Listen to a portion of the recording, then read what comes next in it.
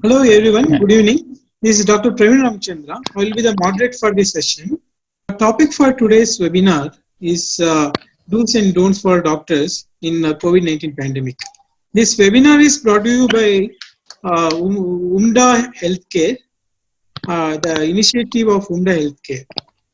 So, in the time of pandemic of Corona, everything is new to us for everybody, not for health sector, even for government or any other sectors in the country. It is a very new thing, and it has almost stopped the way we were doing the things. And very importantly for doctors also and other healthcare professionals as well. So many things we don't know because since it is a new uh, situation, we don't know what we should do, what we should not be do. Because somebody in the WhatsApp has sent that just you miss something, you may get into the risk of getting virus infection, like something like that.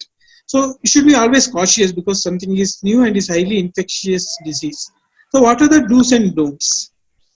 So with this, I would like to introduce our speakers for today. Dr. Chalapati is MBBS, MD and DM gastroenterology from PGI Chandigarh, and he is presently working as consultant gastroenterologist in KIMS, Vizag, Andhra Pradesh. And second speaker will be Dr. Abdul Khalik. He is also gastroenterologist trained in PGIMR Chandigarh, and he is the CEO of Ummad Healthcare, and he works in Hyderabad, Telangana. These are the topics for today. When outside the hospital, what healthcare professionals should be cautious about, and when inside the hospital, what are the do's and don'ts, and whatever the critical staff training is involved. Because you train yourself, if you don't train your staff very well, still you can get contract the coronavirus infection and it can spread across either side.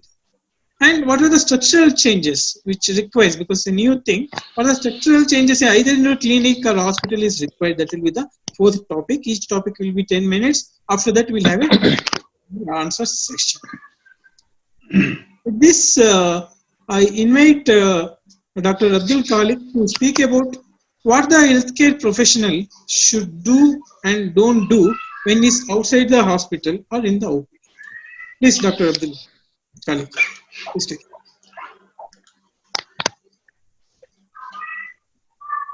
Yeah, good evening, everybody. Thanks for joining us for this webinar. We have also shared the YouTube link in the groups. For the people who fail to go into the YouTube, they can please log in into the YouTube link and give the comments. And thanks, Dr. Praveen, for organizing this one. And yeah, we will start with the first topic. The first topic of mine is what a doctor should do right from his journey from home, starting from home till coming back to home, and what else to do. So that will be the first topic of which I will be touching. The second topic, Chalapati will be dealing what to do in the hospital, and then we'll proceed accordingly. So first of all, if we are working as a team, it's always better to divide the work between the teams, not as an alternate day or once in 3 days. It's always better to divide a 15 days, because particularly if, unfortunately, if some of us will come in direct contact with an unknown COVID positive patient, or if some of us become positive to this one, if both the consultants are in touch with the patient, then both of them has to go for home quarantine, and the work of the department will completely come to a shut. So it's always better when 2 or more people are there as working as a team, or in a bigger departments where there are so many consultants. It's better to divide the work of 15 days each, so that for the first 15 days, one team will be working, and for the second 15 days, the other team will be working. The changes that are required are, because we need to take regular showers, though it is summer, but still we need to take at least twice a day a regular shower from head bath. So it's always better to cut our hair to the bare minimum, though there is a scare of going towards the barbers, which is there, but still we need to cut the hair to the bare minimum. The second thing that we need to change in our appearance particularly for people like me who have bird, or for the people who have a larger bird, is to shave the bird to the neatest possible way, because that will help in the snugly fitting of the mask whenever we go for our clinical work. So from home, after taking the shower and leaving to the hospital, one approach is I wear the scrubs right from the home, and then I go to the hospital, which I think is the preferred approach. The second approach is once we go to the hospital, the first thing that we need to do is go to the changing room and change from our formal coats into the scrubs. We need to avoid all unnecessary accessories which we generally take, like the watches, the wallets, the jewelry, particularly the female consultants or female doctors, and the bare minimum things has to be taken while going to the hospital. And we need to find some old pair of footwear, so that during the once this time period of the COVID infection is done, these footwear can be thrown away.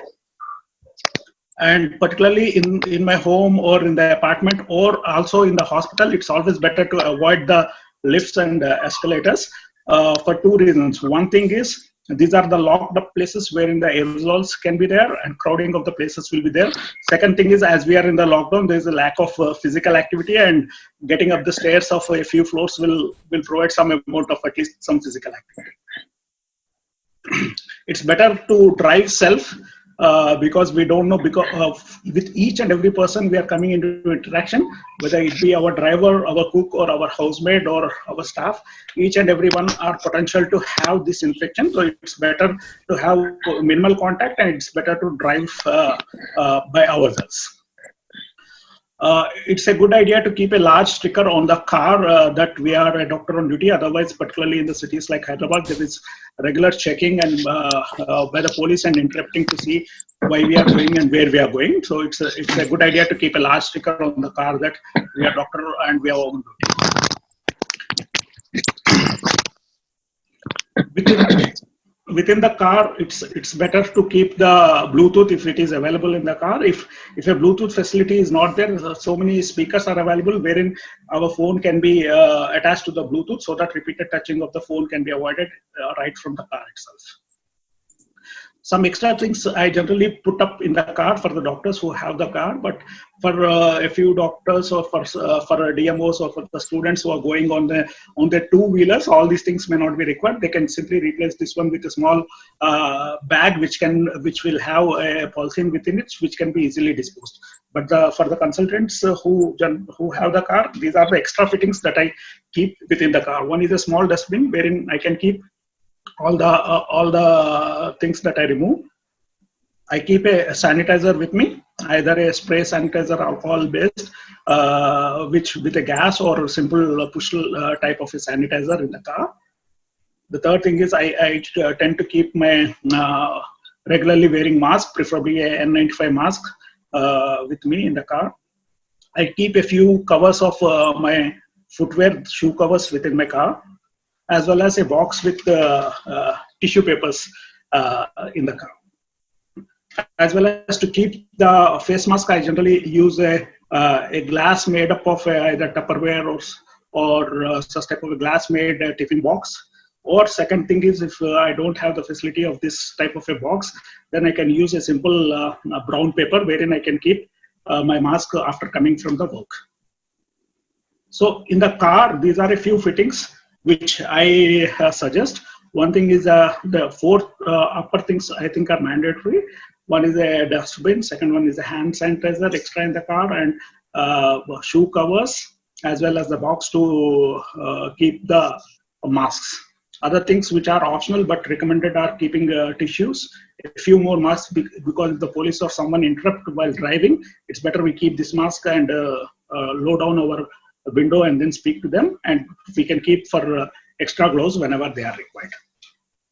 So once I step out of the car, I am wearing my scrubs from the home, and once I reach my hospital, what I'm doing is I am putting in the face mask by myself. I am wearing the shoe covers, putting some paper tissues within my pocket to use it, and using a pocket sanitizer. I'm not using any accessories.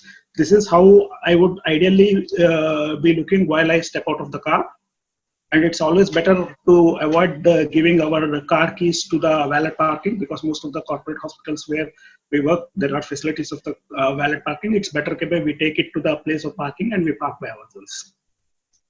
And we have to remember that whenever we get a free time, it's always better not to indulge in a lot of chit chat, because our colleagues and the staffs who are present in the hospital are more potential sources of corona infection rather than our patients.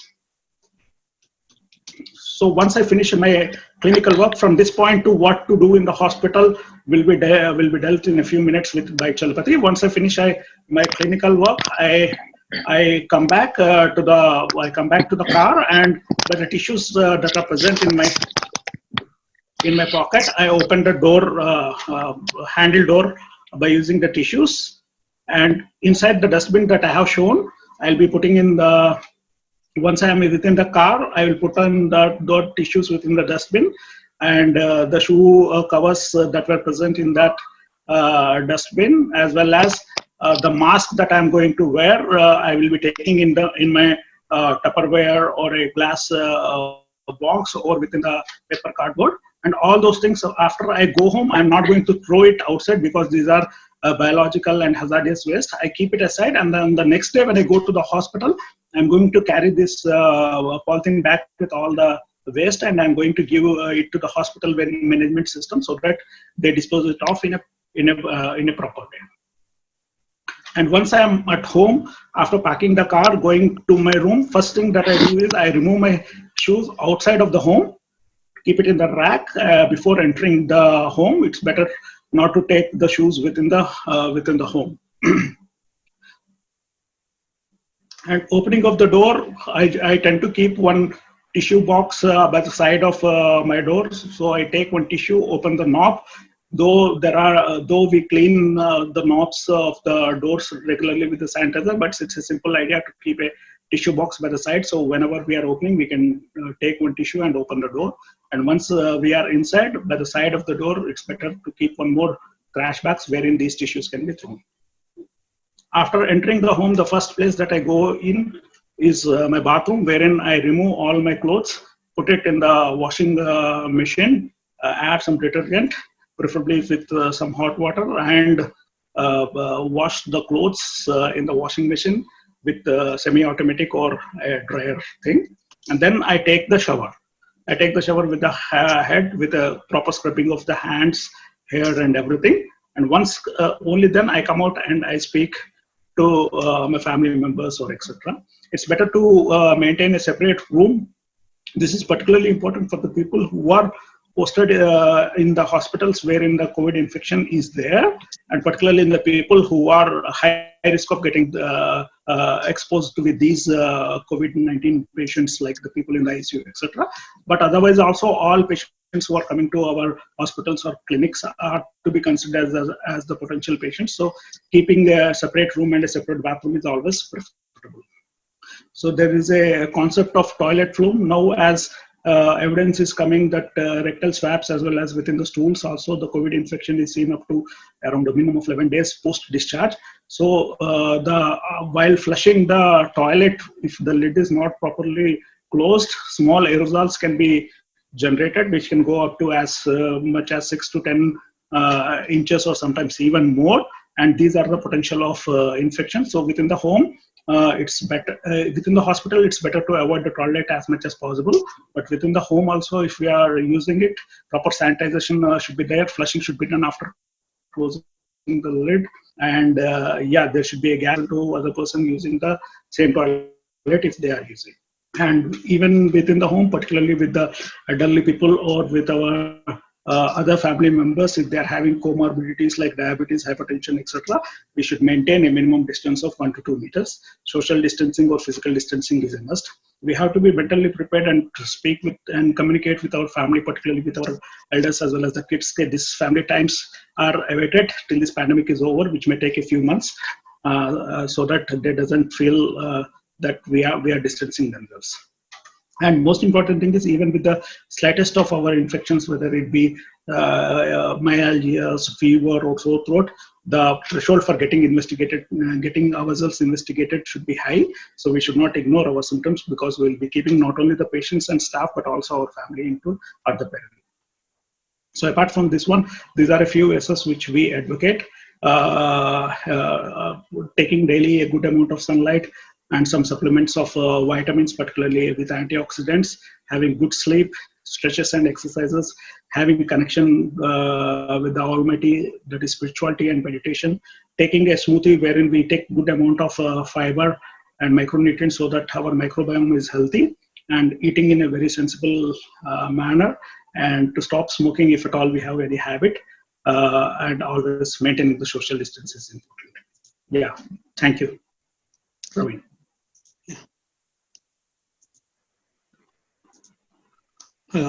Thank you, Dr. Khalik. Now we'll move on to the next topic. When you enter into the hospital, what we should not do and what we should do. Over to you, Dr. Chalapathy. Questions we can take at the end. At the end, yeah. Okay. Good evening. I am Dr. Chalapathy, gastroenterologist at Visakhapatnam. First of all, thank you all for joining here in this difficult times. I hope all of you are safe. Am I audible and visible? My slides are visible? Yes, your slides are visible. Yeah, is visible. Right. Am I audible? Yeah. Okay, right. So, Dr. Khalik has given an overview of what we are going to do outside our hospital to protect ourselves and our family also. But since we are almost coming to the end of our lockdown and some relaxation period, we have to increase our visits to hospital and start our OPDs or procedures or do inpatient visits in due course. So I'm going to discuss about certain points, what we should do and we should not do while we are doing our rounds or daily patient care in hospital. So this may not be a great science, but it comes out of our common practice of infection control during these difficult times. So we should know that what we should do and we should not do, but also we should also let others, and including our staff, involving in paramedical staff or admin staff like that, what they should do and they should not do. And in my second part of the topic, I'll be taking care of changes to be made in the clinic or in the hospital to suit the current COVID pandemic. So this is the hierarchy of controls that is established by the National Institute of Occupational Safety and Hazards. So this is the hierarchy that is starts from PPE to protect the personal protective equipment. There can be administrative control changes where there will be a change in the way that people will work. There can be changes in the engineering controls, that is to isolate the people from the hazard, that is COVID. There can be substitution. You can replace the hazard if somebody is infected. Some normal person can be replaced. And if there is any change in the protocol, we can replace so that we can combat the hazard. And ultimately, we can eliminate the hazard, physically remove the hazard, like take off the person from the hospital, shift to the other hospital where a better care is needed, like that. So this is the hierarchy of controls, and we follow from least effective to most effective. We should not forget all these things when we enter into the hospital: an N95 mask, scrubs, and we should completely protect ourselves. No skin area should be exposed when we are taking care of the patients, and we should be constantly following the hand sanitizer disinfection policy. And why I actually put up a second pair of gloves is when we are actually examining the patient, it is always advisable to change a second pair of gloves of a different color so that we'll be remembering this protocol. So that each and every patient, after each and every patient examination, we can remove the outer gloves. If it is colored in a different coat like a blue or brown, we'll remember that. So before start of the day, it is always ideal when you step out of the car at the security entrance itself, get your fever checked, and that gives us an example to others. So that if a doctor is getting checked at the security, then the rest of the patients and other staff members also get checked at the security entrance. And if there are any signs of fever like that, then obviously it needs to be addressed before start of the work. This will also remove a stigma that is prevailing among your staff for testing. And leave all your belongings in the car as already told, and remember to hand sanitize regularly with alcohol based hand rubs. So before start of the day, if you have not already changed at home, so change to scrub suits provided in the hospital, or if you have a personal equipment, and immediately and use these clothes throughout the day in the hospital, and change to hospital shoes as well. It is preferable to wear an overall or apron over the scrub suits for additional protection. It is always preferable to have an inner pair of gloves, and remember to hand sanitize even the inner pair of gloves regularly, and keep minimum staffing to avoid more number getting exposed to the patients. And it is always important to identify the staff who are older than 60, who are immunocompromised, who have some comorbid conditions like diabetes or hypertension, and you can shift them to non-COVID areas or assign them some job of telehealth to limit the exposure to the direct patient care. So you can check your staff before start of the OPD. You can check your staff, talk to them, and if they have any suspicious symptoms for themselves in their home or in the neighborhood, just inquire. And if there is any suspicious feature like that, then deal with it, and be polite with them rather than shouting at them, why have you come to the hospital, like that. So because they also need the care, and encourage them to practice the same way what you're doing.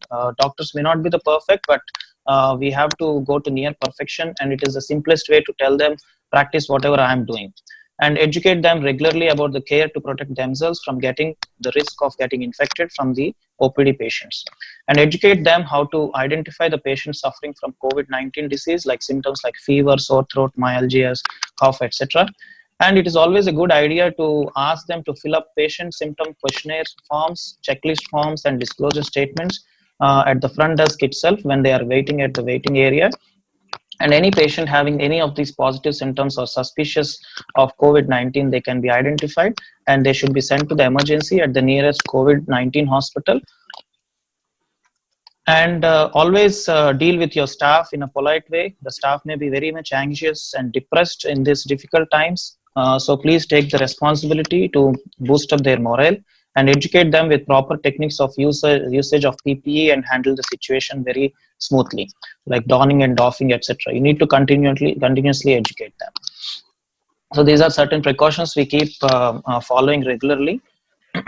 And most importantly, don't shake your hands with anybody. That is most important. Whenever you see your colleague or your staff member or any close patient or any known to patient, so please avoid hand to hand shake. So it is always a good idea to maintain a separate OPD for suspected patients just at entering before the hospital itself. So if anybody is having a suspicious symptom, then they will be screened there itself. And run some COVID-19 related education videos in the television available in the OPD waiting areas near your chamber, so that people will actually get what are the facts. And in fact, if possible, you directly talk, make a video and post it on the television, so that they can have a confidence. So these are some of the disclosure and questionnaire forms that we follow at our hospital in Vizag, where patient will be following this, and they will be signing it up. And the questionnaire will include travel history, any contact, if there is any fever, sore throat, dry cough, etc. And sometimes with the risk of nosocomial COVID infection, sometimes a normal patient can also get infected unknowingly, and they may create medical legal problems to the hospital and the clinic. So it is always better to encourage them to have been wearing a face mask and carry a hand sanitizer, but still they can have they can contract a nosocomial infection. So it is always better to get them sign this informed consent, so that you will be protected. So before start of the day, ensure that all your belongings, including the pen, wallet, phone, watch, kitchen keys, keys, chains, rings, ornaments, and belts are not carried with you. Either they can be kept in the car or safe locker, preferably in the car itself. All the patients and relatives present should be wearing a mask, and educate them to use hand sanitizer regularly. So these are the certain things. The first two things, you can use a Bluetooth. You can carry two sets of Bluetooth, one at home and another in the hospital, and you need not exchange it, so that the risk of carrying infection is less. You can use a Ziploc cover to cover your cell phone, and you can handle the cell phone through the cover itself. But preferably, it is better if you handle it through a Bluetooth or hands-free mode, or you can give it to a non-medical assistant so that they can handle any calls for you. And remember, all these patient care equipment like stethoscope, thermometer, pulse oximeter, or patient weight scale, and sphygmomanometer, all these things should be disinfected regularly after each patient use. It is very, very important. And when you're in the chamber while examining, use a second pair of gloves of a different color to touch the patient, and wipe out the stethoscope and other patient examination between each patient. Change the outer gloves between each patient. It is very important. And wipe off the pen, table, chairs, examination couch, computer, keyboard, computer monitor, doorknobs, etc. with alcohol wipes after entry and exit of patients and relatives. So it is very important. You can take alcohol. There are some disinfectant wipes available, or you can use the regular alcohol scrub to spray and then wipe it off with the tissue.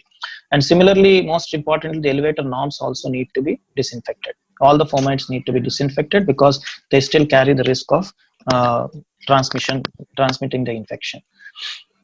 As much as possible, avoid touching the face when you are showing your emotions with the patient. If you are showing some empathy towards patient, sometimes we use these kind of gestures by touching the face, nose, and eyes, and don't do that even with the gloved hands. Avoid close contact with the patient while examining or talking to the patient relatives.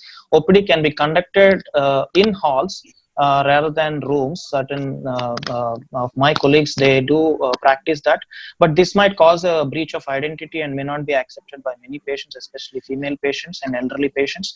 And but the advantage is, if we do such kind of OPDs in halls, that might avoid handling of doors and handles. But an alternative is, you can use curtains to protect the patient privacy even in open halls, and you can still continue running the OPDs. And remember to disinfect these curtains as well. The other precautions is use fresh paper for each prescription each time. Don't turn around the paper and use the same paper, because it might be carrying some infection. And after the OPD, advise the patients and relatives to use alcohol sanitizer and not to touch anything with their hands, especially the staircase handles, lift doors, and lift control buttons. If at all they need to handle it with gloves or using some tissue paper like that. And ensure the same precautions and steps are followed at the pharmacy and lab also. It is very important. And at the front office, lab, pharmacy, a transparent acrylic screen can be placed to use a barrier as a barrier between the hospital staff and patient relatives. So I'll be dealing some of these things in my next part of the lecture. And most importantly, never forget washrooms that are present in the patient waiting halls. Ensure only one person utilizes the washroom at any time.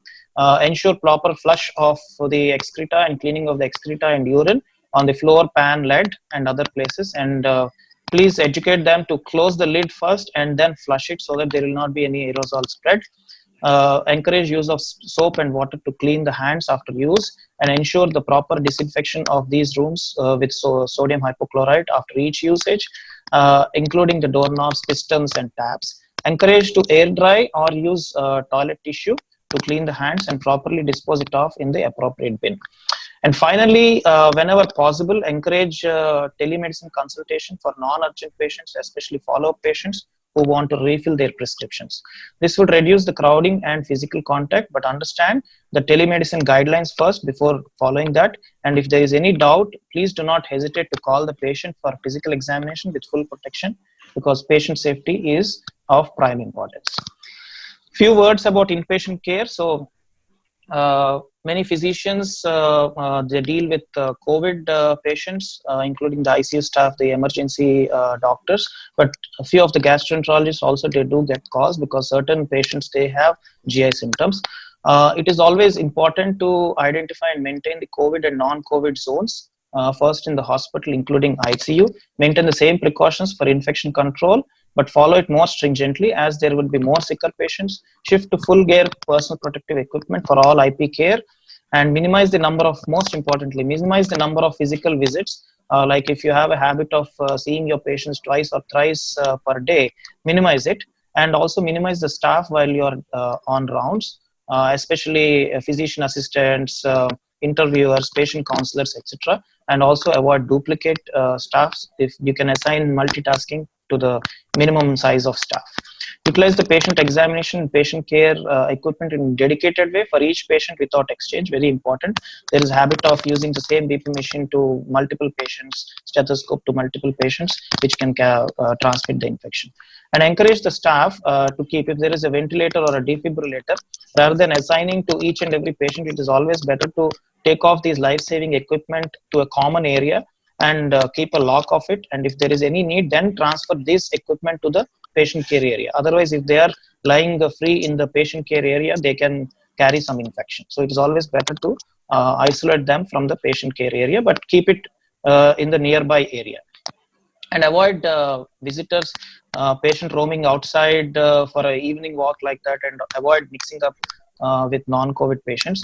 And it's very important to educate the security staff, nursing staff, housing staff, housekeeping staff, and administrative staff about the infection control practices. What about cross consultations? For example, if the COVID patient or some other patient is admitted with some other primary care physician, you will be called for that there is a diarrhea, there is jaundice, there is hepatitis. So gastroenterologist will be called, and before doing that, please remember that up to 11 to 15% of patients can have GI symptoms, including diarrhea, nausea, and vomiting. Up to 75% of patients can have liver enzyme abnormalities, as reported in various series, and up to 10% of patients can have jaundice. Especially these abnormalities and GI symptoms can be more severe, especially liver injury in more sick and severe patients. So be careful, especially in ICUs. Try to avoid multiple doctor consultations. This is very important because a primary care consultant will call you, come and see the patient. It's better to avoid multiple doctors having a physical consultation for a single patient. You can just consult the patient from outside. So what my advice is, one primary doctor can see the patient and others can review his records outside the patient area and be available for phone consultation. That is important, and that is enough also in these difficult times. So if there is any emergency procedure is needed, always follow the standard precautions, and part of it will be discussed in my next talk. So most importantly, protect yourself, but your staff also should be taken along with you as well. Thank you. Thank you, Dr. Chalapathy. Is very insightful, and going by the Dr. Kaulik's first talk and Dr. Chalapathy's talk, I am sure that including me, many of the attendees or many of the doctors will be following only 3 to 5% of what the speakers could tell, that how much we should be cautious. So it's good that we have this webinar much before the community spread is occurring or before the lockdown is over. So I move to this next important topic, that is by Dr. Abdul Kaulik, that about staff training in the medical sector. Please, Kaulik. Thanks, Chalapathy. Thanks for the very good insight that you have given us. I'll be speaking a few insights of mine about staff training, though I won't be going into the nitty-gritty of each and every step of how to train staff and what are the different protocols. But overall, I will try to give some of my insights of involving the staff into the management of our patients in the clinics or in the hospitals where we are practicing. So first of all, the importance of training the staff is particularly we should take care of their safety. And if they are not well trained, they are likely to do mistakes. And by doing mistakes, they will become potentially infected with the infection, as well as they are also having the potency of spreading the infections to the patients who come to the hospital, as well as to ourselves. And once, as we have seen a few reports, if some number of healthcare professionals are turned out to be positive within a hospital, the hospitals are being closed. and which will be a big financial loss as well as a bad reputation to the hospital as well as the doctors who are practicing over there. So adequate training of the staff is a quintessential important step for each and every one of us before we start our practice. So there should be a change in our mindset as the lockdown is finished, and after Monday, as the government of India has allowed the clinics can be opened, we should not be in a mode of get set, go, let us go and let us start our practice without properly training our staff. So there should be at least 3 aspects where our staff should be trained. First thing is about the self-defense or self-protection from the coronavirus infection. Second thing is, as a team, how should we gel up to maintain each and every steps of our hospital functionings, as well as how we should be helping our patients during these times wherever the patients are either positive or potentially positive patients. These are the 3 areas which we should be training our staff. So before training our staff, we should have a very clear-cut design of what actually we need to train our staff. Before that one, we need to see what are actually their insights about the disease of coronavirus infection, and what they should be knowing, and why they should be knowing, and how to train. And at last, after training them, we should evaluate them that are they having adequate knowledge to protect themselves and to carry on the day-to-day activities of the hospital. Once we think that they are having fairly good potency of carrying out the day-to-day hospital activities, only then they should be given a green signal to serve the hospital. So first of all, we have to understand what actually are their insights. For that, either a simple Google form or a paper thing or a simple form can be given to understand about them, what actually is their understanding about the disease. And we have to take their insights, how they want to protect themselves, what changes should be done in their each and every specific areas. Like front office area is different from a pharmacy area, is different from an OT area is different. So we should be involving the members of different places in the hospital and try to get their insights from them. And we should try to encourage them to come up with the ideas how to implement them. And we should always listen to their concerns. So most of the ideas of how to implement and tweak, whether structurally or functionally, will be provided mainly by our staff who is working with us. So the first thing is, rather than we giving them the protocols, okay, do this one, this one, this one, it's better to involve them from each and every aspect, particularly the staff people who are quite active, and try to listen to them and implement them. So get the ideas from them and try to incorporate them and reward them regularly. So by rewarding them, there will be a sense of encouragement, and more staff people will be coming with much better ideas to implement within the hospital during these periods. Second important aspect of staff training is what they exactly need to know. The one aspect, what they exactly need to know, is what is called as PPE, but PPE is only one aspect. There are many other aspects and protocols that are required. The best way of training them is virtually, rather than making them to sit in the class and going to the board and training. It's always better, okay, we make all short videos of how to do, what are the PPE equipment which are required, how to use them, how to dispose it, if at all, if we need to reuse some of them like N95 masks, how we need to reuse it, they are reusing it in a personal way. So how to deal with the money when the patients give, how to take blood samples, or how to shift the patient from one place to other. There are so many protocols which can be designed in the short videos, which we have to circulate to the staff according to their specialty. Once they get trained, we need to evaluate them, and then we have to proceed. So first thing is, they should be knowing about protecting themselves. They should have a clear-cut understanding of personal protective equipment, how to doff or how to wear that equipment, how to take out that equipment, dispose and reuse those equipment should be there. They should have a clear-cut understanding that just not the mask alone is important, but how we fit the mask and how we check that it is properly fit on this one, and what are the different other gear to be used according to their specialty, particularly if they are some of the staff members within the sanitation. What is the importance of using a long boots, etc., has to be re-emphasized to them. Second thing is, once we re-emphasize that one of the insights is we can make a team of 2 people or 3 people as a small team, give them the videos, and once they are trained, once the patient, for example, donning and doffing of the PP is there, once the other person is donning and doffing, at that time the other team member will be looking and correcting him and taking a video, and these videos can be sent to the person who is monitoring them. And once we are sure that this person is doing according to a protocol all the things, then we can allow them to serve our patients. So as a single size will not fit to everyone, making just a few protocols and giving to the patients in different areas will not work. We need to customize the protocols to each and every different aspect of the hospital. The protocols in the front office will be slightly different when compared to the lab, when compared to the nursings in the OPD, to OT, to nurses who are working in the ICU. So we should involve them and customize the protocols which will fit them the most. Second aspect which we need to train our staff is about the teamwork. Mock drills should be done, particularly in the hospitals, about different aspects of hospital, like moving in the patients, or during surgery, or endoscopy, or shifting of the patients, or bedding, cleaning of the patients, etc., etc.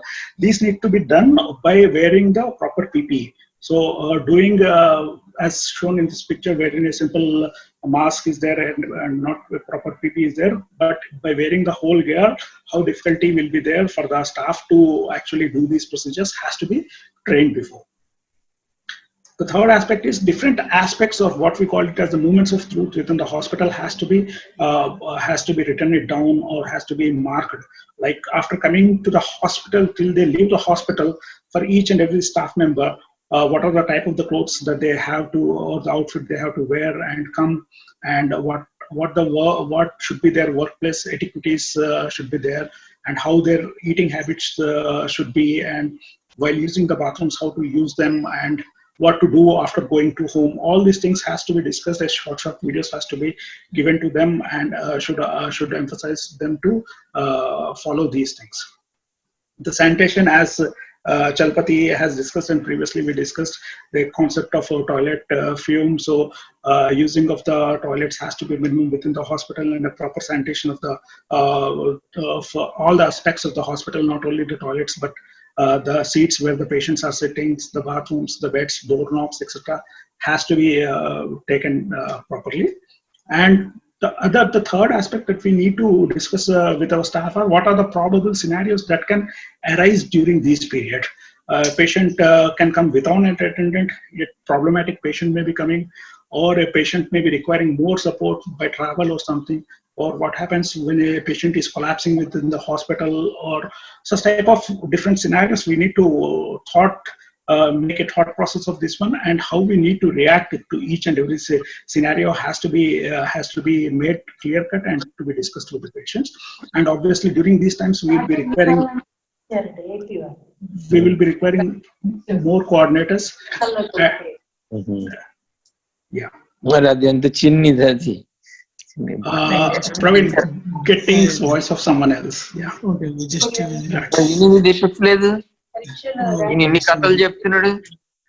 Okay, sorry. Yeah, please go ahead. Yeah.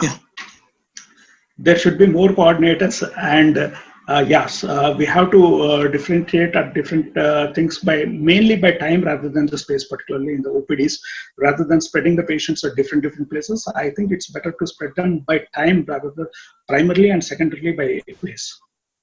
And more innovations are in waiting. Once we involve our staff, they will be coming with so many new ideas what to do at different aspects. A few of the things that I'm sharing with you people. One thing which is common in most of the hospitals is taking the attendance by using the fingerprint sensors, which are again the potency of spreading. So after using this one or prior to using this one, always using an alcohol-based sanitizer should be implemented. Opening of the doors. What should be the protocols, whether they have to be some sensors which open by themselves, or should we keep them completely open, or are there any means by which we can open it by using other parts of the body, has to be seen depending upon each and every hospital, and a thought has to be given to them, that one. During phlebotomy, like we used to go to movies to take the tickets, can such a thing can be implemented wherein the patient can give his hand and a phlebotomist on the other side of the screen of the of the glass can take the blood sample from the cubital fossa has to be explored. The pharmacy, instead of explaining to the patient physically what medicines has to be taken at what time, morning, evening, etc., such type of boxes or such type of simple brown covers, like one in the morning, one in the afternoon, one in the night, the different medicines can be kept into that one and can be handed to them. And they have to be constantly counseled by keeping so many counselors, or a very good virtual counseling team or a counselor should be there who should be explaining to all the patients, because we need to see the physical communication between the staff, workers, and the patients is going to come down during this period, so which has to be compensated by virtual counseling. If not by the doctor, then there should be an adequately trained staff who should be trying to fill up this gap. And particularly sharing of the pens is quite common in the staff, which should be avoided. So everyone should have their own particular pens, and as we discussed previously, different accessories both for the male doctors as well as the female doctors should be as much limited as possible while in the hospital. Coming to the phones, there can be multiple policies, but I suggest that most of the, like in the IT companies, most of the phones should not be allowed to the hospital. Once they come to the hospital, they have to be deposited somewhere or kept within the locker, and a common number should be shared with the family members, so that if some emergency is there, they can see it. Because of the presence of phone and the social media, most of us have the habit of going to our social media or WhatsApp and looking at whenever we are free. So it's better if the smartphones are kept while coming to the hospital, and while going out, if they are taken, that is good. And whatever the emergency comes, someone will be there to communicate to us if it comes from our family. The second thing is, in the hospitals, particularly in the wards, it's always better to use the phones rather than using the receiver at the ear as well as the mouthpiece. It's always better to install the phones with the speaker, which can be easily sanitized. So each and every time, whenever a call comes, they can see from which ward the call is coming, and by sanitizing this one and opening the speaker, they will be able to listen as well as communicate, by which the chances of infection will be much lower. The same is again the canteen. Rather than giving the time period of 1 to 2 for the lunch, we can break it by time. By one group can go somewhere from 11 o'clock till 3:30. We can group this one, and we need to rearrange our canteens so that while sitting, the distance, social distance or the physical distance is maintained, and the time can also be split of one staff going to the other staff.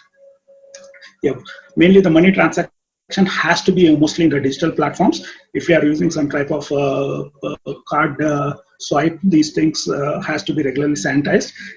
There should be a protocol of how money has to be taken, because while counting money, it's a common habit for most of us to use the saliva to count the money, which is again a potentially risky thing. So a clear-cut protocol of how to take the money and where to keep the money and when to reuse it has to be in place within the hospitals. Yeah, as we know that coronavirus doesn't differentiate between a poor person or a rich person. It can infect both the poor person and the rich person, and younger people and adult people. In the same way, in the hospital, we should also should not try to differentiate between the doctors or the high-end consultants versus the other staffs, like a janitor or a security person.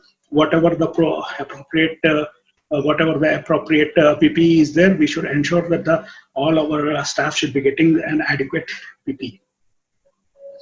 And during these times, some of the staff may have significant fear. We need to communicate with them, give some support psychologically, and some of them will be requiring even the financial support. We should be there to help them out in our hospital or clinic setups. And some of our staff members may be so frightened that they may prefer not to work. In such a scenario, we should give the choice to them to take a break for some time, but we have to support them both psychologically as well as financially whenever it arises. So guiding them, assisting, advising, supporting, and help is the other leadership role that all the doctors should take apart from our routine clinical practice. So the difference between a boss and a leader, as we know, that boss is generally throws the orders to do this one and that one. Rather than that one, we should be at the forefront and showing them the way that how we need to manage the patients. And this is a adequate time wherein we try to show our leadership skills. as was said by one of the very famous entrepreneur, Mr. Richard Branson, sir, I truly believe that if you take care of your employees, they will take care of your business. Thank you. Thank you, Dr. Khalik. So, it's a wonderful sessions we had and very insightful. So now I invite Dr. Chalapathy for structural changes in clinic and hospital. So what's happening is it's like a warlike situation. So Donald Trump tells it is a war, PM Modi tells it's a war. So we need to change a lot of things. Till now what we is doing and post-COVID is going to be a very different thing. And I invite Dr. Chalapathy to talk about what are the structural changes required in a simple clinic or a big hospital to fight this. Please, Dr. Chalapathy. It may not be an individual decision, but it is a collective decision between yourself with the management and admin, and it may involve a lot of cost, but sometimes it may have to be done to control the infections and protect everybody. There are no specific guidelines, but it again generally goes with the general practice of infection control, social distancing, and minimizing the infection. So before going that, I want to bring you few facts about the Indian scenario. So the most contagious problems, the most communicable problems are pneumonias, acute respiratory infections, and the acute diarrheal infections, which constitute almost 75% of cases. This is as per 2018 data. So they are the deadliest communicable diseases. And coming to the various countries where the deaths are because of contagious diseases, the highest is South Africa, Pakistan, and India. So we do suffer with a lot of contagious diseases, and we should understand that, and we all know that COVID-19 is a very contagious disease. And this is one of the census as per Global Health Security rank out of 195 countries. Sorry. So India ranks 57. So the higher the rank, it is the more likelihood that we can suffer with a lot of epidemics, and the lesser the score, again we are more prone for epidemics. So India is more vulnerable to epidemics compared to even China and Italy also. But we should understand that China and Italy are one of the most affected countries. So we are still doing better because of the current lockdown and the current policies that the government has imposed. So this was as per the data in the 2 years back. So what is happening to the healthcare budgeting in India? So government is spending on healthcare is the lowest compared to the peer and advanced economies. It is even lesser than Mexico and small countries like Turkey. And the other problem is we spend very less on preventive care. That is only 6.8 compared to curative care. So we spend a lot on curative care, writing medications, doing surgeries, and other stuff.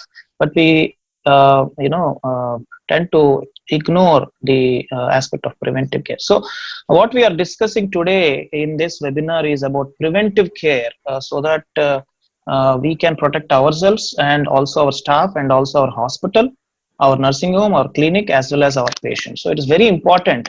And aptly it was said in that one of the article that we need a reboot of healthcare in India, because we need to address all these issues. So one of the issues that we have to consider is structural changes in hospitals and clinics.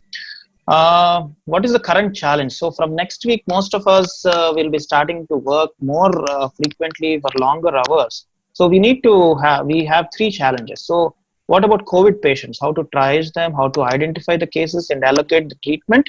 And it's more important, as cases increase, we have to match the burden of this disease. And it is also important to allocate the treatment for non-COVID emergencies, especially like myocardial infarction, cerebrovascular accidents, other causes of pneumonia, pancreatitis, GI bleed, poisoning, etc. In the same emergency of the same hospital, which must have been designated as COVID-19 hospital. And also it is important to allocate our treatment facilities for other routine care, either it is a first visit patient or follow-up visit patient. So these are the challenges that we are going to face from next week when we start working for longer hours.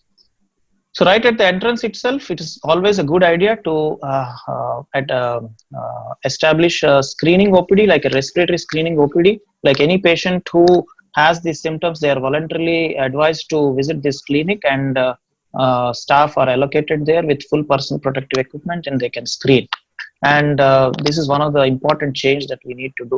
And at the security level itself, as I have mentioned in my previous presentation, there need to be an infrared thermo scanner so that body temperature can be checked for each and every patient as well as relatives. So these are the two things that needs to be done at the entrance of the hospital itself. So one of the thing that we are following at our hospital is these kind of kiosk counters to screen these patients at the entrance level itself. So some kind of physical barrier will be there, and some two holes will be there here where two hands can be brought out and patient can be examined and patient can be questioned. There can be mic inside and outside, like in our box office ticket counters. And it is a good idea to follow a protocol to have to do a mandatory chest X-ray for each and every patient, especially those with respiratory symptoms, so that we know that certain patients can be asymptomatic or with predominant GI symptoms, and they can still have abnormal chest X-rays, so that we can triage these patients. So putting up these kind of kiosks will also protect the patients as well as the staff from getting in direct contact with the COVID-19 suspect patients. So when the patient comes to the front office, it is always practice that patients tend to crowd around the front office. So it is always a good practice that you encourage the staff to call the patient one day prior and appoint them and give them appointments, and at the same go they can actually inquire if they have COVID related symptoms. And it is important to call the patient one by one only, and to avoid crowding at the front office reception. The front office manager, of course, should be protected with full gear PPE, and it is important to actually monitor that they maintain the adequate distance between person to person. So I'm keeping this hand sanitizer picture in every slide because that is the most important, and apart from social distancing. So a practice like this thing will be good, assigning some kind of circles so that patients can maintain adequate distance. The minimum recommended is around 2 meters, in fact. So longer distance circles can be maintained. We have seen this in our newspapers where actually police have marked for vegetable markets, where they are advising the customers to stand in that row to actually purchase their vegetables in the vegetable markets and grocery stores. So same thing can be practiced at the front office also, so that a discipline can be maintained and distance can also be maintained. So same thing can be actually seen at the pharmacy also. We can, and lab, where we can use a kind of counter wherein there will be a physical barrier, a transparent physical barrier between the patient and the pharmacy staff, and medicines can be dispensed through a hole or a small aperture kind of thing. So these things are very important. These and what about entrance doors? So Dr. Khalik has shown up, presented a very interesting cartoon. So it is a common practice that we barge and bang on the doors with our hands and legs. But it is a good idea that we can shift to swing type of doors, where we can just use our back or hip or kind of elbow. Or it is always even better if we have automated sensor doors, wherein they open and close when they sense the incoming and outgoing of any patient or person. So it's always better to have automated entrance, but it may not be possible outside your OPD chambers, where there will be a lock, where there will be a knob like that. In that case, it is advised to have patients to wear gloves or push it with elbow or shoulder, or in fact your back. So that is always better. And it is always important at regular areas outside every room or every 6 to 8 feet, it is always important to install these kind of wall mounted sanitizers. We always see these kind of sanitizers at the bedside of every patient, in the ICU or in the general ward also. But it is also important to have this kind of practice of wall mounted sanitizers, so that whenever, if somebody has forgotten to wash their hands, it is always important that these, if they are installed, they remind the consultant or the paramedical staff to wash the hands periodically. Establishing signboards is very important. This is very important to actually differentiate between a COVID ward and the non-COVID area. Isolation wards, it gives good signages. It can stop the number of visitors, it can stop the number of unauthorized personnel entering into the hospital, and it can actually demarcate the areas of patients with COVID and without COVID also. Certain help desks also help. We can put kind of standees with educational material regarding coronavirus infection, and also patients can read that, and at least they can get educated then and there itself. And if there is any doubt, they can go to the help desk also. Patient spacing, we discussed about doing our OPDs when we are in hospital, but what to do for these patients when they're actually waiting. So encourage the patient to take prior appointments so that there will be adequate temporal spacing. So it is, as Dr. Khalik told, there should not be a policy of get, set, go for the consultant as well as for the patient. So it is always better to encourage to have a gap of 30 minutes for each patient, or at least 20 minutes for each patient. So if there is a spillover, that margin of time is allowed. And this would avoid overcrowding, and we know that overcrowding even in hospital is a big risk factor for spread of this infection. So ensure each patient sits in every third or fourth chair in the OPD waiting hall. That may actually give a distance of 6 to 8 feet, so that there is an adequate distance. And also mark the OP floor as I've previously described with some tapes or kind of paint around 1 to 2 meters each, and install stoppers also so that patient follows a line, and this would maintain adequate spacing, and this would also remind the patient of the rules and the precautions. So this is the kind of thing. I borrowed this slide from my dear colleague Dr. Sridhar from Guntur, who is following this kind of thing. On the right side of the screen, you can see that how patients are sitting in a disciplined way, and they move chair by chair whenever their turn comes. So one or two chairs, leaving one or two chairs is adequate. And sometimes if in COVID ward, or if there is a chance of mix up, then it is always better to maintain longer distance also, at least 2 meters, like that. So in chamber, what to do? So patient should be allowed inside with only one caretaker inside the chamber, who is most responsible, who can understand you, who can listen to you, and you can counsel them in one go. And it is always important and a good idea to remove the patient stool. Commonly, two relatives will sit in front of you, and and the patient is going to sit beside you in the patient stool. So it is always better to remove that stool, because he is the most important suspect of any kind of disease. So I encourage only one relative, and the patient should sit beside them in adequate distance, and from between themselves, as well as from you also on the opposite side of the of your consulting table. So maintain at least 6 to 8 feet distance between each other. So don't be over enthusiastic while you're consulting. It is very important to counsel the patients, but we have common practices that we start drawing pictures. We take up our iPad and draw pictures and explain the patient, moving very close to them. But in this period, please avoid that. Let the patient only remain on the opposite side, and you remain on the other side, and turn around your computer if possible, and then start explaining to them. Obviously, Indians are very famous for Desi Jugaad. These kind of screens were established in one of the clinics, shared through WhatsApp group. Some kind of physical polythene barrier was installed, and doctor physician was examining the patient on the opposite side. So that may prevent physical aerosol. But the problem here is the doctor is not wearing any mask. So please excuse me for that on his behalf. So this is the practice in OPD room. When you're touching an abdomen or doing some kind of physical examination on the other parts of the body, so please be careful to wear outer gloves, as I told you, and same practices should be followed.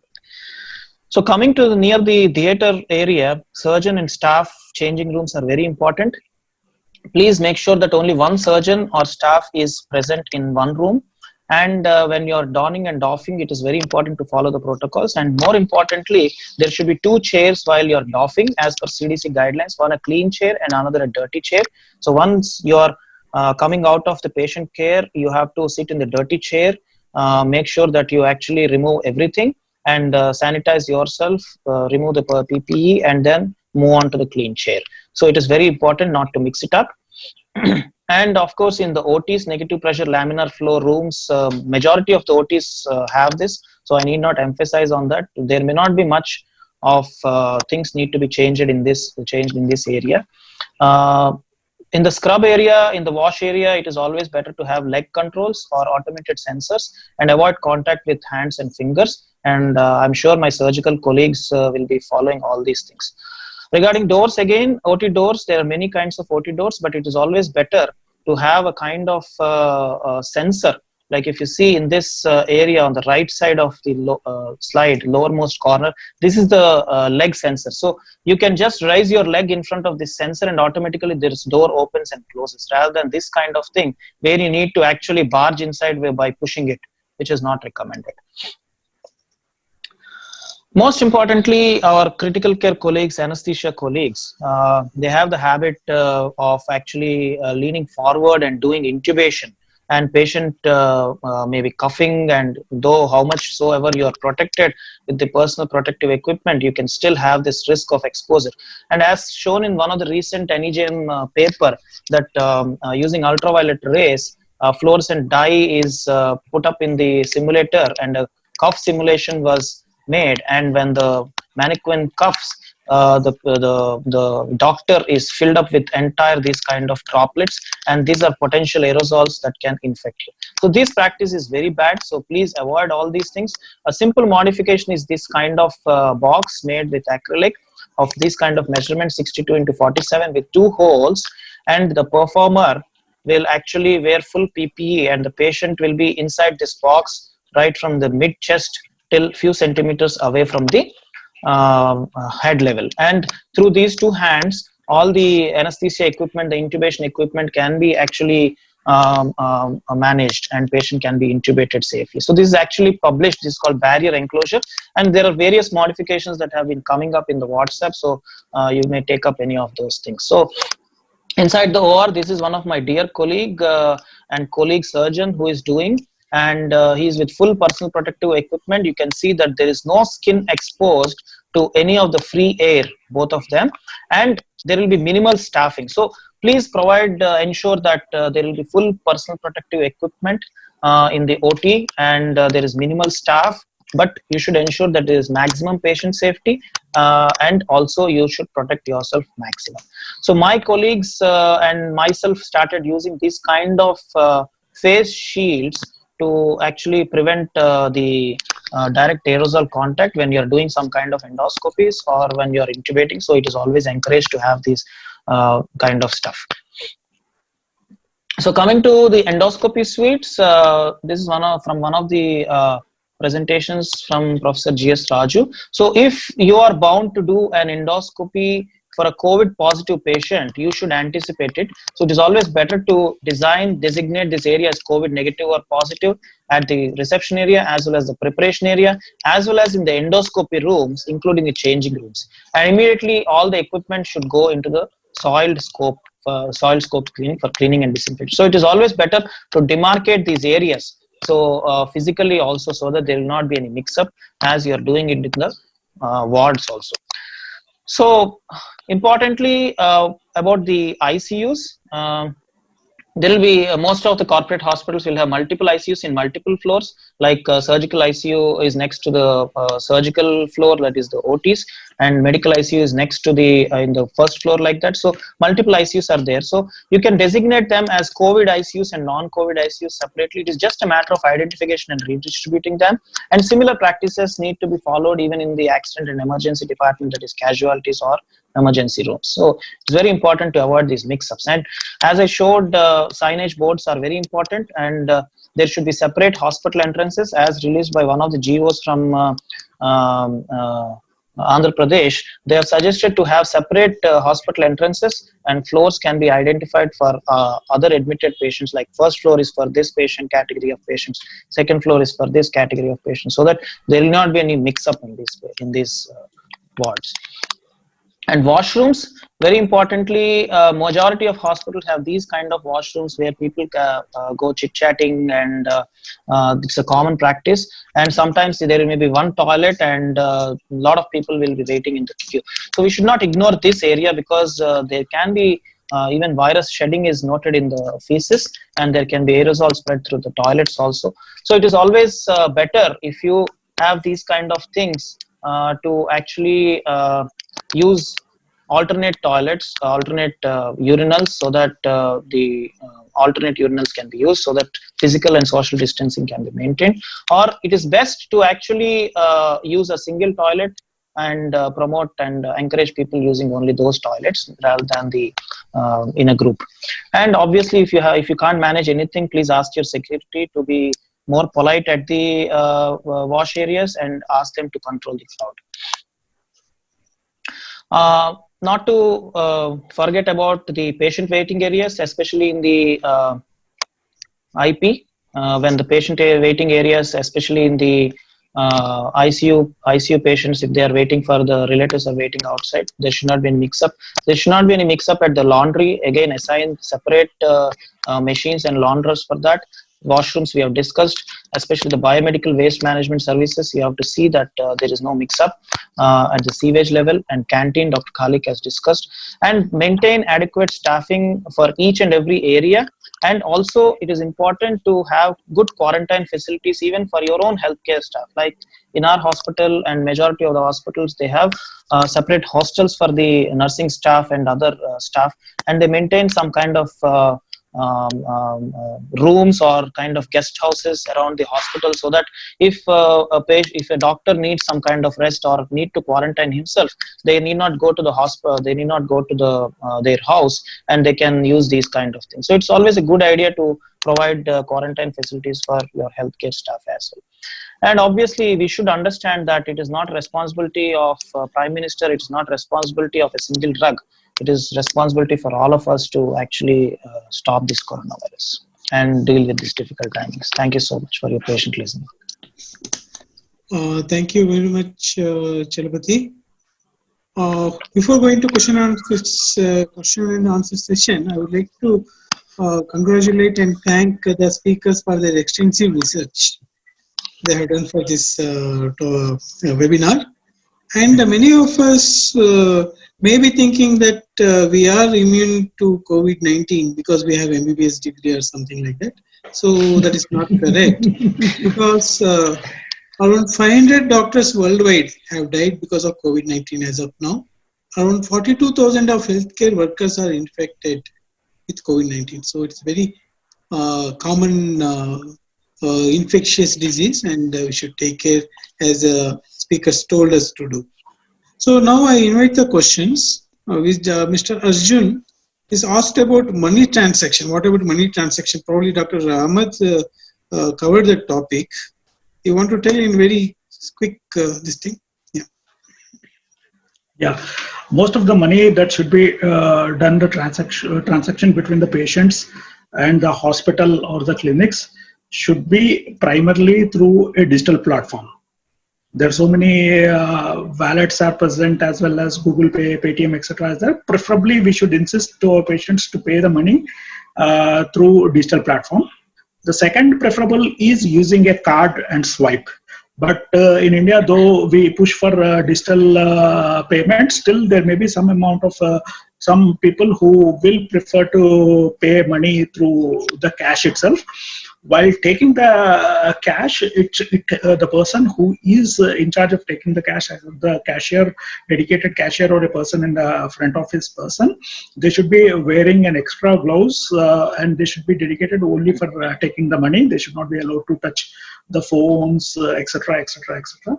And once they take in the money, they have to keep it in a separate box And as we know that the virus can stay for a few days. Some report says that it stays for 3 to 4 days on a paper, and some reports says that it can stay up to 9 to 10 days. Whatever the money is collected, once the counting is done, that money should not be reused again for at least 10 days. After 10 days, that money can be used for a for circulation point of view. Yeah. Okay. Now I allow Dr. Srinagesh to ask the question. Srinagesh, you can unmute and ask your question. Hi friends, I just got one question. Yeah. 1 minute. I had one query about your money. Usually people are saying it's only for 24 hours. Mm-hmm. The money part is only for 24 hours. And you're telling me that it's for 10 days. Mm-hmm. So some reports have come that on a paper it stays for 3 to 4 days. There's one more report which says that it is going to stay for around 7 to 9 days. Okay. So we don't know for how long it is there. So it's always better, okay, once we take it, the cash, seal that box off and reuse it after 10 days, preferably after keeping in the sunlight. Yeah, that is a very good idea. Right. Okay, thank you, Dr. Nagesh. I invite Kim to ask question. Kim, you can unmute and ask your question. Yeah, please go ahead. Hello. Yeah. Hi, Dr. Satish. Gastroenterologist from Tirupati. Why can't we take complete history through phone and review the patient's reports and everything through WhatsApp so that we can minimize the contact with the patient? So whatever required physical examination can be completed and history will take through phone. Why can't we do like that? Yeah, definitely, Doctor. That is one of the very good suggestion. Actually, we are planning to do one more follow-up session in the next week, first part of the next week, wherein we are trying to see that how this digital technology, whether they be apps or web-based or WhatsApp or Google Duo, whatever, how can we use it to complement to our practice, wherein our type of clinical care that we are giving is not compromised. So we will be coming forth with this concept, and we'll be taking your inputs also to how better to use these digital platforms and what are the different platforms, and we will try to assess them and go slightly into the depth. Me and Chalpati are planning to do it in the first week of the next week, first half of the next week. Thank you. Thank you. I know. How about making now the emergency cases will allow all the non-emergency cases who come for follow-up? How about keeping some IT personnel who will put all their old record, important record, into digitalize them? We should make for the follow-up cases at least paperless. Yes. Number one. This was my first question. The second question is, how about the patients who come? They should not be allowed to carry fomites with them, and they carry bags, so many records, X-rays, all those things. They should be allowed to keep them at the entrance, and their hands should be sanitized. This sanitizer, the security person, I have seen the supermarkets there. They spray on the hands. They just rub it as if it's a scent, something like a scent or something. They're not rubbing it. So most of the people do not know how to use the sanitizer. Sanitizer has to be rubbed nicely into the creases and the nail bed and everywhere. That's not being followed. They're thinking that when that chemical is sprayed on your hands, it's enough. Everything is killed. No, it's not like that. So one thing is this. So how about, is there any substitute which will be more stronger? Can we ask them to dip their hands like that, In old days, when I used to study in Usmania, we used to have two bowls, with a towel. One is to have cold water, another is to clean water. We used to dip our hands in the cold water, take out our hands, and then dip it into the other hand. Such things can be kept and frequently changed so that the people rub their hands in that and come. What is the efficacy of this thing compared to this not properly used sanitizer? Thank you. Will you give me a clear picture about this? I'll be happy. Yeah. So regarding the first part of the question, so if practically I want to say we also run an healthcare IT company and we have our application. What I practically am planning to do at this point of time is we have citizen certification wherein they can upload the reports, which I will be able to see it digitally. Or if we don't have the application, the simple thing is before the patients come to the hospital, we should encourage them that they should call to the hospital and take a prior appointment.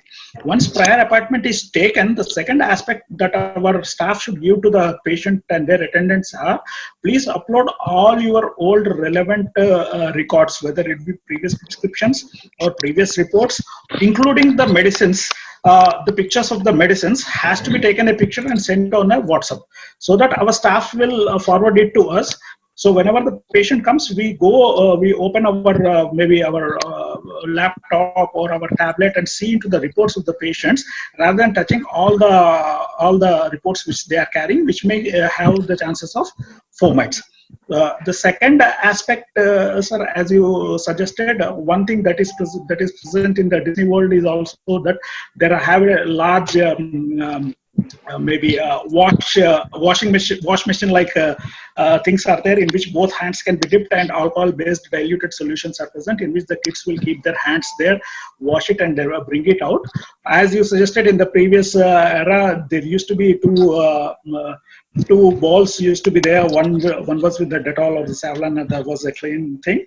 But yeah, sir, this can be used. But if we are seeing more number of patients, right?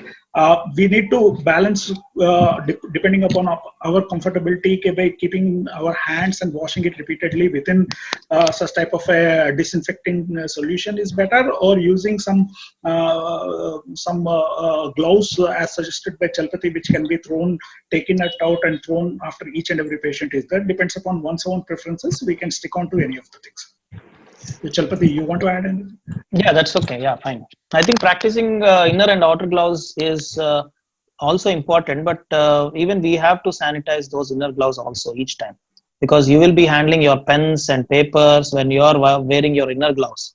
Once you are off out of once you start writing the prescription and all, you will remove the outer gloves and start using them. Still, we have to sanitize. So, as of now, as you told, I think alcohol-based sanitizers are better. Yeah, okay. Dr. Srinagesh, you want to ask any question? Yeah, I've got one query about.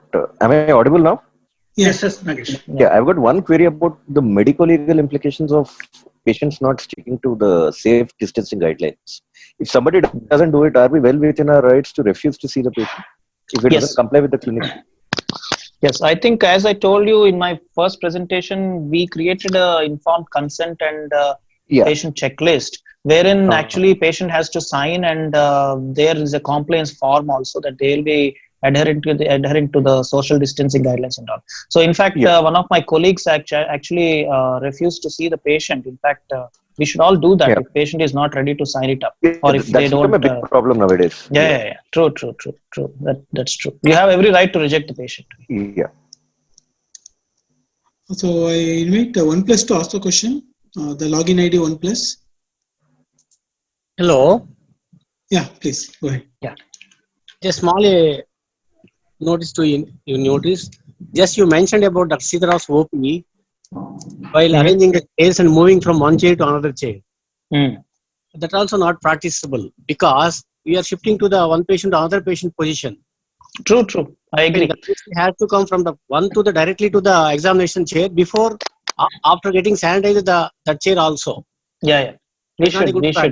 That's not a good practice. So that's why actually practicing in a common room is also not good. Shifting chairs is also not good. Yes. And whenever we see actually a mix-up of all these things, we need to disinfect everything. Yes, I agree. Yes, I agree. Yes. Sir, ideally separating patients rather than in space, I think it is more better to separate them by time. Say if my time of consultation with each and every patient is say by around 10 minutes, it's better I separate giving one appointment to the second appointment by 20 or 25 minutes or 30 minutes, so that the crowding within the waiting area will be better. Okay. Yeah. Okay, Dr. Colleague. Some YouTube viewers is asking that some of the clinics are very small, where there is no scope of having a separate OP for general and COVID suspected patients. What to do in such situation? Separating by time. Okay.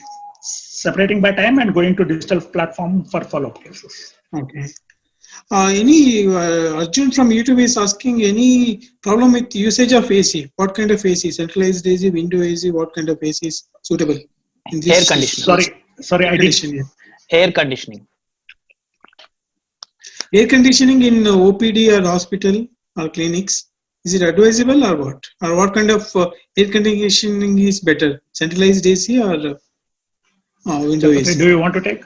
I think there are some concerns about sucking up air and all, but it is always better to have if you are following the other strict protocols to screen the COVID patients or from non-COVID patients to separate them and all, you can as well use your regular air conditions, because it may be difficult to change everything, including the air conditions. Some of the hospitals may be having central air conditions, so it may be difficult. So all of a sudden, if you ask the hospital to change to a negative suction area, negative suction room, it may be difficult. So if you follow the protocols of checklist, the triaging and all, probably you are separating majority of or all of the patients from your OPD, so that you are not at risk. But if you have an option to do that in your clinic, probably you can shift on to a negative suction area. Okay. Quite a few attendees are telling the extensive information you people have given, but they're feeling it is difficult to implement. What are your comments? So it's just a thought process which we have to implement. So depending, the practicing places will vary depending upon a small clinics with a single room to a larger corporate hospital or a larger institutes. So depending upon, see, one thing is clear that we are amidst of a storm of a COVID-19 pandemic, right? We have to get prepared for ourselves. So yeah, as much as possible, implementation here is not a choice, but it is mandatory, right? For the things which are required to protect ourselves, our staff, etc., is not a thing of choice, but it is mandatory. Majority of whatever we have spoken is may not be in the literature, except very few, but it actually follows the general guidelines and our learnings of infection control and protocols to prevent infection and sepsis. Is in busy practice, we tend to forget majority of the things. So if we actually get some information through this webinar, we practice some certain kind of things, at least we can, it's like a brush up. One thing Dr. Mohan Patro has asked, that doctors above 65 years have to attend the hospital at least twice in a week, rarely comes in contact with non-COVID patients. What precautions we should take with our family members? Sir, good evening. One thing is, as I discussed, it's always better, rather than working twice a week or thrice a week, it's better to divide into 15-day slot. The reason being that if one half of the team get quarantined, the other half can take care of the clinical work, so that the hospital and the department can keep running. Second thing is, without extensive testing, all our potential contacts, the patients who are for us for follow-up, or each and every, including our staff members, are potential coronavirus infection patients. So we can't say that these people are corona positive and these people are not corona positive. In spite of having down the line, we may be getting very clearly the antibody testing thing, but still for the antibody to come positive, it will take at least 4 days to 1 week of time. So with sure, we can't say that this patient is a corona positive or a corona not positive. Our attitude and mindset should be, with each and every interaction that we are happening, our interaction is happening, we have to consider them as a corona positive patient and has to take our due precautions. What things we have to do with our family members? First thing is, sir, as I suggested, once coming to home, we have to remove our clothes. We have to keep our shoes outside, take a shower, and only then come out and meet with the family. It's always better to maintain the physical distance with the family members, particularly with the elders if they are at home. And a third thing is, whenever if at least the smallest tinge of any symptoms are there, we should not be overconfident that it is a simple sore throat or a simple headache because of sleeplessness, etc., etc. So we should be getting ourselves tested for that one. And what extra precautions we should take? Social distancing is one thing. Second thing is, sir, our maybe our plates and drinking glasses should be different from should be labeled and should be different when compared, and we should be using our own utensils of eating and drinking water. And if there are multiple bathrooms are there, it's always better that the people who go to the hospital, they use a separate bathroom when compared to the other family members. Okay. Mr. Panduranga Krishna, you want to ask some question? Dr. Pundrik Aksha. Yeah. Please. Sir. Myself, after having had all the discussions that are discussed here for the last 1.5 hours, how far it is practicable in our setup? Sir, this was only an overview by keeping in mind right from a smaller clinic to a bigger hospital. So one thing we should be very clear that we have to be much extra cautious than what we used to practice. Our practice is going to be completely different for at least next 6 months. And depending upon our setup, whether a small clinic or this thing, what are all the things that we need to implement so that we can reduce the infection. Say in a bigger corporate hospital, they can keep in a sensor-based hand wash right at the entrance. But in a small clinic, we can keep a simple wash basin and train one of the staff member that whenever a patient comes, we need to ask them to wash their hands thoroughly and showing them exactly how to wash their hands and then send it. So depending upon our setups, we need to innovate or we need to change them accordingly. This is not that everything fits for each and every clinic. Depending upon that one, we should take care that all the patients who enter us are entering after a thorough washing of the hands with the soap or by using a proper sanitizer and washing their hands. We should be advising them to come in only with the mask, with limited number of attendants, as Shalpati was saying, and we should emphasize that they should not touch anything. We should make our protocol so that the patients doesn't wait for a longer period of time. The minimal contact or a no-touch policy should be there as much as possible from the clinician's point of view. Maximum report should be seen on a digital platform through WhatsApp or a web-based thing. And when examination has to be done, a due precaution should be done as if the patient is a corona positive patient, and then proceed. So these are the few basics that we need to keep in mind, and depending upon the size of the room in which we are practicing, the type of the clinic or the practice things, we need to innovate ourselves and see that at each and every step, right from the patient coming to the clinic and leaving the clinic, or coming to the hospital and leaving the hospital, whether OPD or an IPD or a procedure, we need to see what are the different places where the chances of infection are there, what better we can do. So we have to work into this one, sir, and try to implement. Question to Dr. Khalik. So, if we, sorry to interrupt. So, if we I actually remember our olden days, childhood days, we used to live in an independent house, individual house, right? So, we used to have at least some kind of backyard, and usually our restrooms or washrooms are placed away from our house actually. So we used to wash our hands, our legs, take a bath there itself, and then enter the home. Now we are living in flats or apartments where there is a mix-up at multiple levels, at the parking, at the security, at the lift, or at the staircase, and we all, I think more than 99% or 100% of us has actually attached bathrooms, attached toilets close to our bedrooms, and we have to cross our main hall where kids may be playing. We have to cross the bedroom and then enter the toilet to follow all these protocols. So what is your modification in this current era? Yeah, one thing, as I said, first thing is, as we come out, as I said that recently evidence has also come that from the food source also this virus can be transmitted. That's the reason why I said we have to keep the shoe covers within the car, so that we wear the shoe covers, go to the hospital with those covers, right?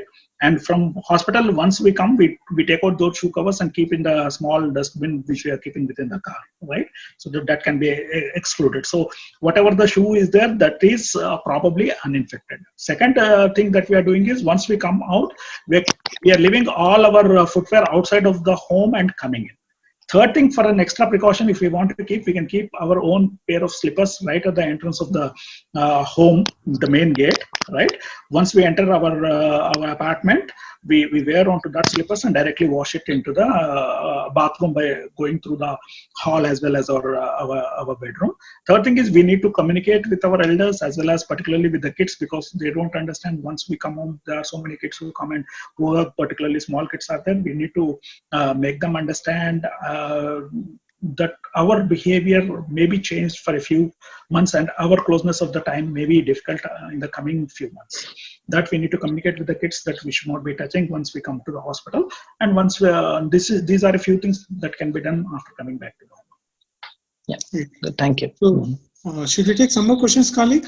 Yeah. Yeah, Okay. I think there are a few more questions. Yeah, we'll finish it first. Asked by Uttara Mohan that can we use formalin chambers or UV chambers for patient files, violates, mobile? Yeah, UV has formalin. Formalin chambers. Formalin chambers, I'm not aware, but UV has been shown to be having good denaturating agent against this one. This has been proposed for denaturating the virus, particularly on the masks, etc. If there is a luxury of having a such type of UV chambers, we can use it. Second thing is about the formalin. I am not aware, but one thing that has come about reusing of the N95 masks is one study from Duke University has come, wherein they have aerosolized hydrogen peroxide into small aerosols, and these aerosols were given to the mask for a certain period of time, after which the masks were fit to be reused. By using the formalin, can we make that small size of the aerosols? I am not aware of that one. If that is the condition, we need to look into the literature how effective it is for denaturing the virus. And further, she adds that patient linen can be ETO sterilized. Patient's linen, yes, can be. Patients, and one thing that we proposed previously is there is a lot of hangama about the PPEs, but one PPE that I think is a must is the N95 mask. Or in a simple word, if I want to say, going to the hospital or a clinic without N95 mask is as equivalent to going out of the home without clothes. Right? So that is the importance of a N95 mask. The rest all, particularly the body, the second important thing is we need to have a proper gloves. That is the second important PP, which is important. The third thing is we should have the footwear. These three are quintessential. The fourth one, which is recommended, is to cover our head, right? The fifth one, which is recommended, is to cover our body. As most of the hospitals will have a large surgical gowns which are made up of the linen. This can be used because if the virus comes, our body or our skin on the exterior doesn't have these ACE2 receptors. So if at all the patient's fomites or secretions or blood spills on our body due to some accident or during some procedure, the virus is not going to enter our body right from the skin. So the chances of that one are less likely, particularly in the OPD and less aerosol generating procedures. So a simple gown that we commonly used in a surgical procedure with a full hands and a linen-based head cover and a good linen-based shoe covers we can stitch for about 3 or 4 sets of this one, which once we use it on that day, we can wash them in the hot water, dry them, and can reuse. In that way, our spending on the PPE can come down significantly. Only PPE on which I personally believe that we should spend are N95 masks, and second one are the gloves. These two non-sterile gloves. These are the two things on which we need to spend. The rest all we can use the cloth-based or linen-based PPE, maybe 3 sets or 4 sets or 5 sets, depending upon our practice, and wash them and dry them, and we can reuse them. Dr. Milind is asking, can government make us to work even if we don't want to work? Because some may be having some comorbidity, or maybe having some, some doctor may be tertiary age group 60-65. If they don't want to work, or anybody for that matter, don't want to work, there is one act which is asthma in Andhra Pradesh. Chalpati will be in a better position to answer that one, but no one can force anyone to push to the hospital. Obviously, I do feel that particularly elderly people, elderly doctors or doctors, senior doctors or doctors who are having comorbidities like diabetes or hypertension, which is quite common, or people who are having COPD or such type of high risk group of practicing physicians, it's always advisable not to venture into to go for a practice so effluently. Just to wait and see for under 2 weeks or 4 weeks how the rate of infection is going and what actually the data from India is coming, how much is the mortality rate, right? And then take a guarded way of practicing, because we have seen so many of our colleagues, at least 2 colleagues in Andhra Pradesh have died because of this corona infection. And in India also we are seeing that the doctors are dying. So it's better if we are having a bit of comorbidities to at least wait for 2 weeks, 4 weeks and see and assess what the data is saying, how infectious our this type of the virus is present that is present in India, and how good our facilities are able to tackle them, and then venture into practice. Dr. Mohammed is asking, can N95 be reused? Yes, N95 has to be reused in a country like India. We don't have a luxury of not using this respirator for a single time. Yeah, for reusing, how many times to reuse? One of our colleague has asked. We don't have a clear-cut idea how many times we need to use, but 2 or 3 things are there. In N95, there are small microfibers are there. So the more you use, the more efficient it becomes. It is not like it will become less efficient, because whenever the virus particles comes, there are 3 or 4 mechanisms by which the virus is obstructed. One is the mechanical thing. Second one is a stereotactic charging is there. There is diffraction, so that the virus will get engulfed. Not only the virus, but other particles would get engulfed within these layers of N95. So what happens is, once we reuse it repeatedly, the chances of that there will be much more difficulty in breathing in and breathing out. That is the time when we should be actually changing it. Practically, there are 2 ways of using it. If we are having less number of N95 masks, there should be at least 2, so that once we are using the first one, the second one we can denaturalize it by using a microwave method, which is well described, by steaming this outer surface of the N95 by keeping in a microwave for at least half an hour of time, which can be reused. The second method which is advised is by keeping the N95 mask aside without using for at least 4 days, either keeping within the sunlight or keeping aside and not using it. One thing that I suggested is using a Tupperware or a glass-based tiffin box, in which we have to take our N95 mask, cover it, write it, okay, this is mask number 1, and if it is placed on the sunlight, after 4 days it can be reused as the 5th one. These are the 2 practical ways how a smaller clinics or a smaller setup can be used. But in a bigger setup, UV sterilization can be done, or there are places wherein, as I discussed, H2O2 aerosol sterilization is being done. Depending upon the hospital policies, it has to be used. But in a smaller setup, either using 4 N95 masks by using the sunlight or keeping aside, or at least 2 N95 masks wherein a microwave can be used, in which by steam we can denaturalize the mask. Last question for the day is asked by Dr. Wasim. He's asking, nowadays many patients are drinking cold water and come with acute pharyngitis or tonsillitis. How can we avoid examining the throat of the patient? Yeah, valid question, Dr. Wasim. So the reason, before examining the patient, what is the reason why we are examining? Right? The reason for why we are examining is to make a clinical diagnosis of these patients. So if you think that examining this patient is the sore throat or the pharyngitis either by drinking cold water, allergic thing, or a viral thing, or a bacterial thing, unless proven otherwise, all patients are COVID positive. We have to keep it in mind, right? Second thing is, whenever there is a dire requirement of examining the patient, it's better you wear a proper PPE, including the face shield, and examine that one by using a flexible endoscope, by being away from the patient either or examine it. But the second thing that can be done is you can stand by the on the backside of the patient, use your mirror which is used for indirect laryngoscope, right, and ask the patient to open the mouth. By standing behind, keep the indirect laryngoscope mirror close to his mouth and examine the things. These are the two things that come to my mind. Either you use a flexible endoscope by staying away, or stand behind the patient and use an indirect laryngoscope, ask the patient to open the mouth and examine his pharynx. Okay.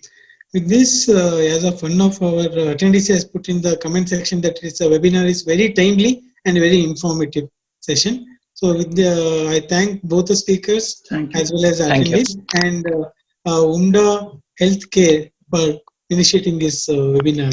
Thank you. Thanks. Thank you. Thanks for conducting. Thanks for moderating. Thank you. Thank you. Thank you for participation. Thank you. Yeah. Thank you.